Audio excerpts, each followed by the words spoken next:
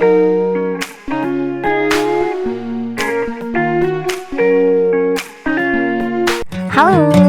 welcome back to my YouTube channel Humaira Corner. Jangan lupa like, subscribe. Okay, today Miss wants to explain about Greek context. Nah, we start from definition. Nah, kita mulai seperti biasa dari definition ya. Nah, kira-kira di konteks itu apa? Nah, ini hampir sih, kalau Miss bilang hampir mirip dengan narrative text, tapi dia berbeda. So, the context is a text that telling the reader about one story, action, or activity. Its purpose is to entertain or informing the readers. Nah, jadi rekonteks ini adalah berfungsi untuk menceritakan kepada si para pembaca tentang sebuah kisah atau sebuah kejadian. Nah, tujuannya yaitu untuk menghibur atau memberikan informasi kepada para pembaca. Or a text which retells events or experiences in the past. Nah, atau teks ini menceritakan tentang sebuah kejadian atau sebuah pengalaman dari masa lalu. Nah, that is the definition of recontext. Nah, kira-kira kamu sudah paham belum? Sudah punya gambaran kira-kira recontext seperti apa? Oke, next, types of recontext. Nah, jadi recount ini juga bisa kita bagi menjadi 4 types ya.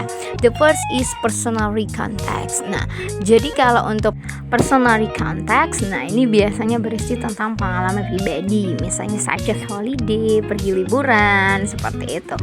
Kemudian second, imaginative recontext. Nah, kalau teks ini yaitu berupa imajinasi atau cerita fantasi dari si writer, dari si penulisnya. Kemudian yang third, factual recontext. Nah, kalau ini teksnya itu yaitu berupa laporan tentang sebuah peristiwa yang benar-benar terjadi. Nah, seperti laporan ke polisi, seperti itu. Next, yang terakhir, historical recontext. Nah, ini yang menjadi inti utama dalam pelajaran kelas 10. Nah, jenisnya itu historical, yaitu yang berdasarkan peristiwa-peristiwa sejarah seperti pertempuran-pertempuran di masa lalu. Nah, itu tadi types of recontext. Nah, next, generic structure-nya. Nah, seperti biasa, kayak ini kita bahas yaitu struktur dari teksnya. Nah, the first is orientation. Nah, it gives the readers the background information needed to understand the text, such as who was involved, where it happened, and when it happened. Nah, di orientation ini yaitu berisi mengenai latar belakang informasi yang dibutuhkan untuk memahami teks tersebut, seperti siapa saja yang terlibat dalam cerita tersebut, atau di mana kejadiannya dan kapan terjadiannya. Nah, after orientation, biasanya orientation kan di paragraf pertama. Nah, ada events. Nah, ingat ya, events berarti series of event. Ada beberapa kejadian. Nah, terkadang penulis membuat event 1, event 2. Nah, boleh terserah, atau eventnya semua digabung menjadi satu paragraf, boleh. Nah, jadi events, a series of events ordered in chronological sequence. Nah, berisi tentang rentetan kejadian peristiwa dari yang awal mulanya peristiwa sampai akhir kejadiannya, seperti itu.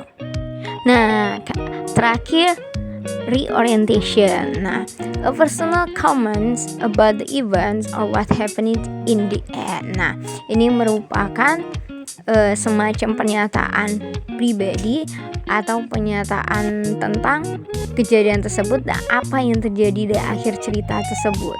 Nah, that is generic structure, oke ya. Next, language features-nya. Nah, dia pakai apa aja dirikannya. The first using simple past tense, past continuous tense, past perfect tense, or past perfect continuous tense. Nah, biasanya kalau recount memakai salah satu dari tenses ini, bisa memakai simple past tense atau past continuous tense, bisa juga pakai perfect ataupun past perfect, seperti itu.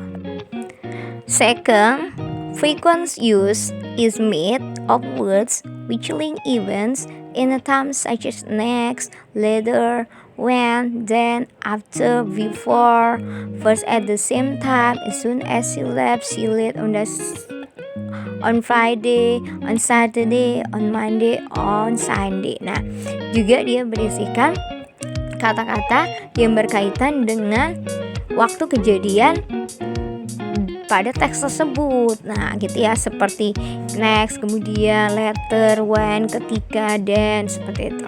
Kemudian third, focus on specific participant, example the writer. Nah, jadi biasanya recount ini dia cuman berfokus pada satu aja partisipannya, biasanya si penulis. Misalnya kan ada recount dia berdasarkan pengalaman pribadi si penulis. Next, using conjunction, memakai kata penghubung seperti kemudian, then, before, sebelumnya, after, dan etc. Kemudian fifth, using an action verb. Nah, sama seperti di pembahasan saya pada video sebelumnya, menggunakan action verb, kata kerja aksi, yaitu seperti when, pergi, stay, tetap, seperti itu ya, dan sebagainya, work, bekerja gitu ya. Kemudian six, the passive voice may be used. Nah, such as example, contohnya the bottle was filled with ink, nah gitu ya. Ini biasanya terdapat pada faktual recount. Nah, itu tadi language features-nya. Bisa tidak kira-kira mengingatnya satu persatu? Oke, ini biasanya yang ada pada recount atau yang kita temukan pada recount. Nah, setelah ini I give you one example of recount text. Nah, supaya kamu lebih paham, saya berikan kamu sebuah contoh dari recount text. Nah, the title is Battle of Surabaya. Nah, pertempuran di Surabaya. Nah, kamu pasti pernah dengar tuh. Ini peristiwanya terjadi pada tanggal 10 November ya. Oke, in this example eventnya tuh ada 2. Jadi dibagi menjadi 2 paragraf. Nah, kita look at the first paragraph, yaitu orientation. Nah, jadi the Battle of Surabaya was fought between pro-independence Indonesian soldier militia against British and British Indian troops as part of the Indonesian National Revolution. Nah, jadi di sini disebutkan bahwa pertempuran Surabaya itu pertempuran antara para pejuang Indonesia dengan para tentara dari Inggris. Nah, seperti itu yang mereka datang ke Surabaya. Nah, jadi ini di sini dijelaskan yaitu backgroundnya, kenapa bisa terjadi si pertempuran tersebut. Nah, gitu ya.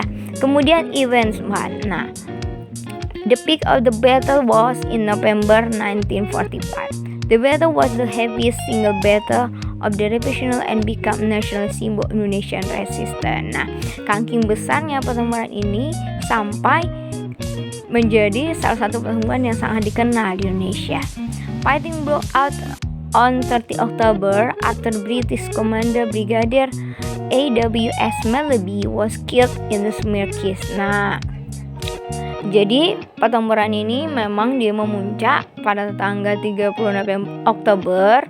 Itu kan jenderalnya Inggris yaitu Brigadier A.W.S. Melleby ini dibunuh oleh tentara Indonesia gitu ya.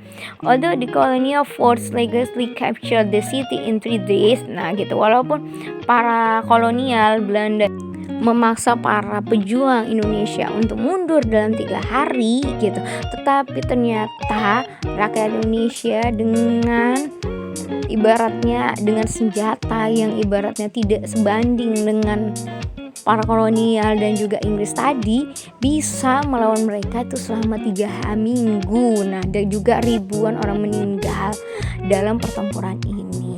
Nah, itu dia. Kemudian events 2. The battle at defense mount by the Indonesian galvanized the nation in support of Indonesian have government international attention. Nah, jadi memang pertempuran ini sangat benar-benar menjadi sorotan dunia seperti itu. For the Dutch, it removed any doubt that Indonesia was not simple again of gladiators without popular support. Nah, jadi untuk Belanda sendiri, nah gitu, jadi anggapan mereka kalau tidak ada yang mendukung Indonesia itu sama sekali terbantahkan semenjak perang ini pecah seperti itu ya. Juga ini juga berpengaruh effect of emphasizing Britain that wisdom lay on the side of neutrality in the revolution. Dan juga mengakibatkan perubahan revolusi pada si negara Inggris sendiri gitu. Jadi within a few years, setelah beberapa tahun dari kejadian ini, in fact Britain would support the Republican cause in the United Nation. Nah gitu ya. Jadi karena setelah peristiwa ini beberapa tahun kemudian, malah Inggris itu malah dia sangat mendukung gitu ya negara-negara yang berdasarkan pada persatuan antar bangsa. Nah gitu, jadi lebih mengedepankan yaitu keharmonisan bernegara antar bangsa gitu. Jadi dia mencanangkan perdamaian seperti itu. Kemudian reorientationnya, penutupnya gimana sih ya? Consider a heroic effort by Indonesia. The battle helped galvanize Indonesian and international support for Indonesian independence. Nah, jadi karena peristiwa The Battle of Surabaya ini, maka Indonesia itu mendapat dukungan dari internasional untuk kemerdekaannya, benar-benar luar biasa ya. Oke. 10 November is celebrated annual as Heroes Day. Nah, itulah sebabnya setiap tanggal 10 November kita Indonesia memperingatinya sebagai Hari Pahlawan untuk mengenang para pahlawan di Surabaya yang berjuang selama 3 minggu untuk bisa mengalahkan kolonial Belanda dan juga Inggris gitu ya, yang ingin mengambil kembali Indonesia ke tangan mereka gitu.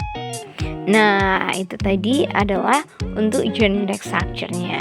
Nah, setelah generic structure-nya, coba bisa tidak kamu lihat gitu sebelum saya memberitahu mana yang termasuk passive voice, mana past tense-nya, adakah past tense-nya, adakah past continuous-nya gitu, di mana conjunction-nya, mana spesifik participle-nya.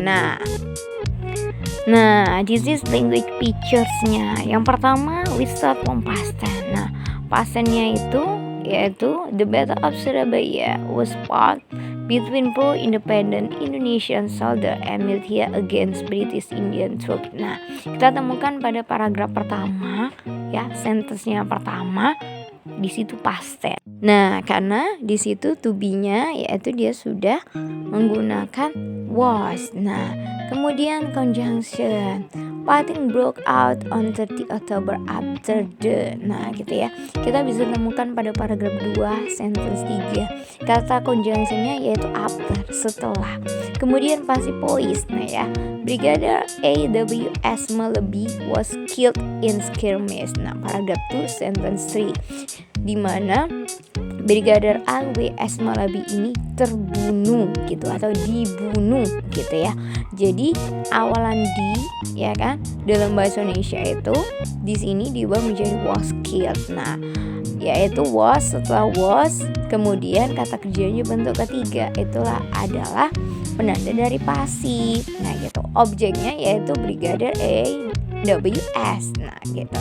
Kemudian action verb. Nah, fully armed Republican fought for 3 weeks. Nah, action verbnya tuh fought, berperang gitu ya. Kita bisa temukan pada paragraf 2 sentence 4. Kemudian specific participant. The Battle of Surabaya was fought between pro-independence Indonesia soldier and militia against British Indian troops. Nah, gitu ya. Jadi pertemuan Surabaya ini yaitu terjadi cuman antara para pejuang mendukung kemerdekaan dan juga para tentara Inggris. Nah, kita bisa temukan pada paragraf 1. Nah, itulah language feature pada contoh yang saya beri. Oke, gimana? Kira-kira sudah paham belum? Nah, kita. Kalau misalnya ada yang belum paham, kamu bisa komen gitu. Atau kalau misalnya ada yang mau ditanyakan juga bisa di komen di bawah ya, pada kolom komentar. Nah, that's all my explanation about recount text. Saya berharap kamu tambah ya ilmunya ya dari penjelasan saya tadi gitu.